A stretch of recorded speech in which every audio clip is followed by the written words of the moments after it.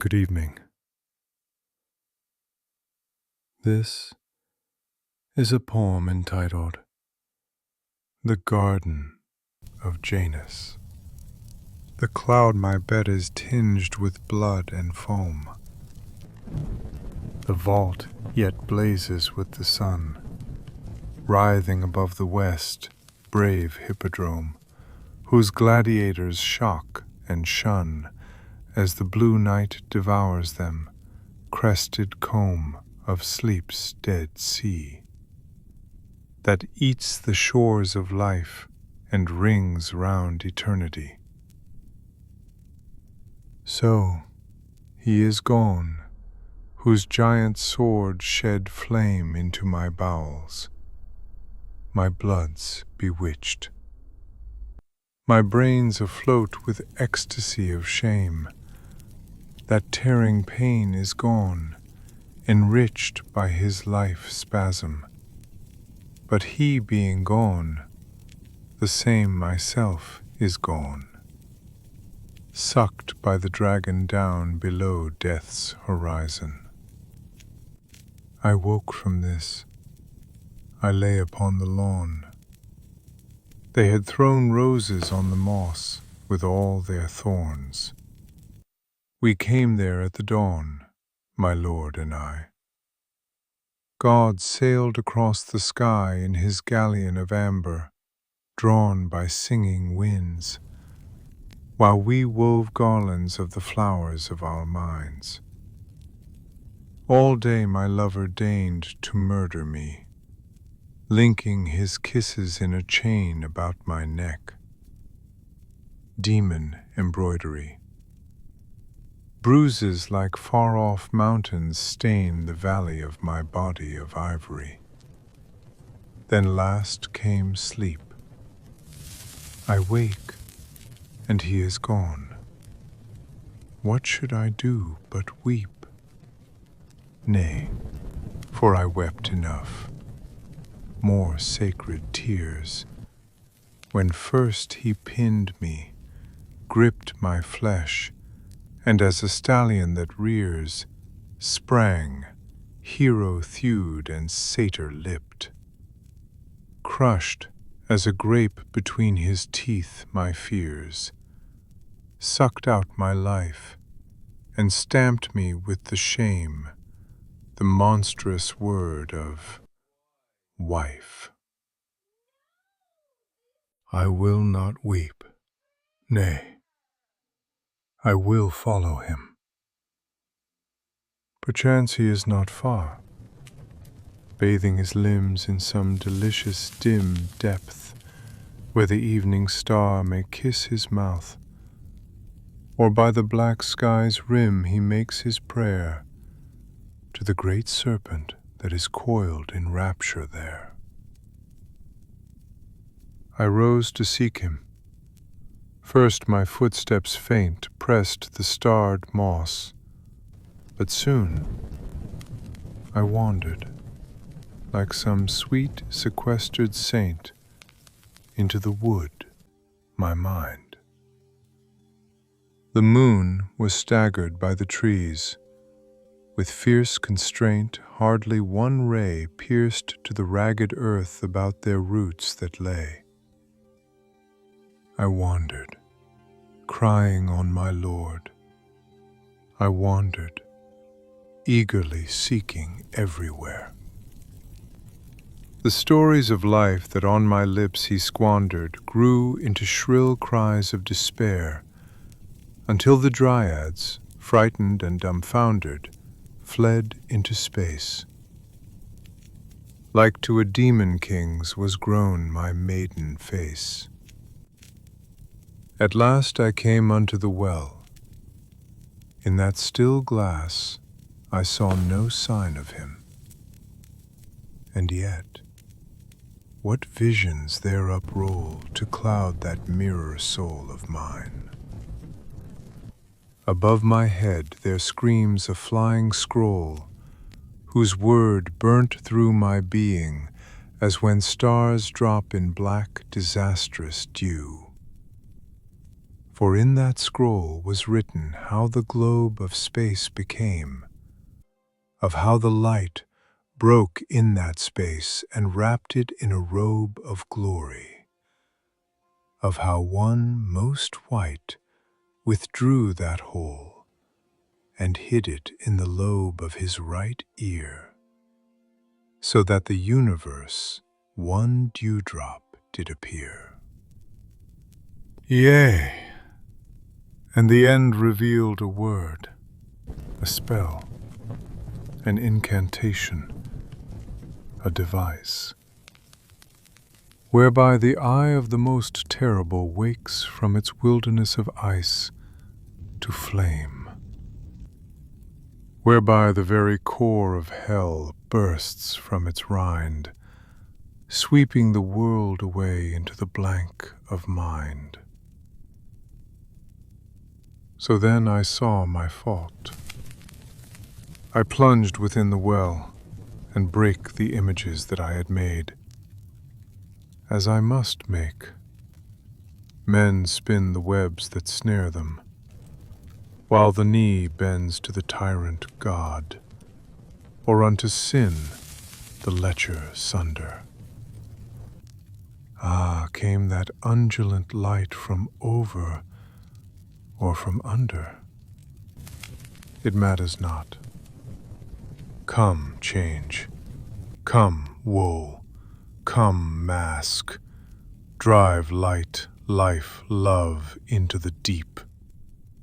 In vain we labor at the loathsome task, not knowing if we wake or sleep. But in the end we lift the plumed casque of the dead warrior, find no chaste corpse therein, but a soft smiling whore. Then I returned into myself, and took all in my arms, God's universe, crushed its black juice out, while his anger shook his dumbness, pregnant with a curse. I made me ink, and in a little book I wrote one word, that God himself, the adder of thought, had never heard. It detonated. Nature, God, mankind, like sulfur, niter, charcoal, once blended in one annihilation blind, were rent into a myriad of suns. Yea, all the mighty fabric of a mind stood in the abyss, belching a law for that, more awful than for this. Vain was the toil. So then I left the wood, and came unto the still black sea, that oily monster of beatitude hath thee for me, and me for thee. There as I stood, a mask of solitude, hiding a face wide as a satyr's, rolled that ocean into space. Then did I build an altar on the shore of oyster shells, and ringed it round with starfish. Thither a green flame I bore of phosphor foam, and strewed the ground with dewdrops, children of my wand, whose core was trembling steel, electric, that made spin the universal wheel.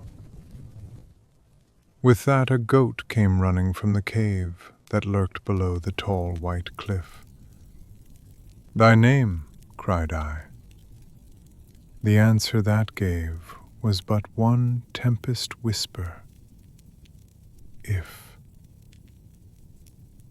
Ah, then, his tongue to his black palate clave, for on soul's curtain is written this one certainty, that naught is certain.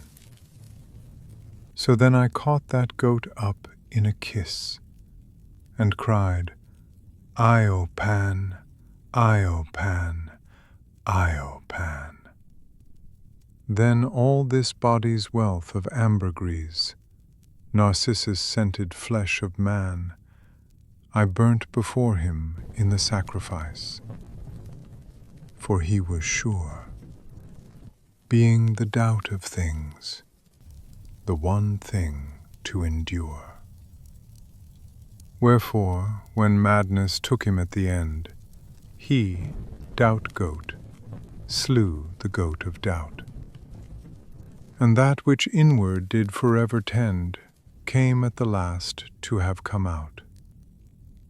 And I, who had the world and God to friend, found all three foes, drowned in that sea of changes, vacancies, and woes.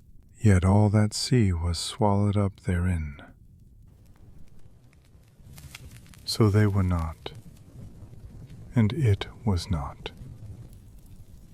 As who should sweat his soul out through the skin, and find, sad fool, he had begot all that without him that he had left in, and in himself all he had taken out thereof, a mocking elf. But now that all was gone, great Pan appeared. Him then I strove to woo, to win, kissing his curled lips, playing with his beard, setting his brain a shake, a spin, by that strong wand and muttering of the weird, that only I knew of all souls alive or dead beneath the sky. So still I conquered, and the vision passed. Yet still was beaten, for I knew myself was he, himself, the first and last. And as an unicorn drinks dew from under oak leaves, so my strength was cast into the mire. For all I did was dream, and all I dreamt desire. More. In this journey I had clean forgotten the quest, my lover. But the tomb of all these thoughts, the rancid and the rotten, proved in the end to be my womb, wherein my Lord and lover had begotten a little child, to drive me, laughing lion, into the wanton wild. This child hath not one hair upon his head, but he hath wings instead of ears. No eyes hath he, but all his light is shed within him on the ordered sphere of nature that he hideth. And instead of mouth, he hath one minute point of jet. Silence, the lightning path. Also his nostrils are shut up, for he hath not the need of any breath. Nor can the curtain of eternity cover that head with life or death. So all his body, a slim almond tree, knoweth no bough, nor branch, nor twig, nor bud, from never until now. This thought I bred within my bowels. I am in him, as he in me. And like a satyr ravishing a lamb, so either seems. Or as the sea swallows the whale that swallows it, the ram beats its own head upon the city walls that fall as it falls dead.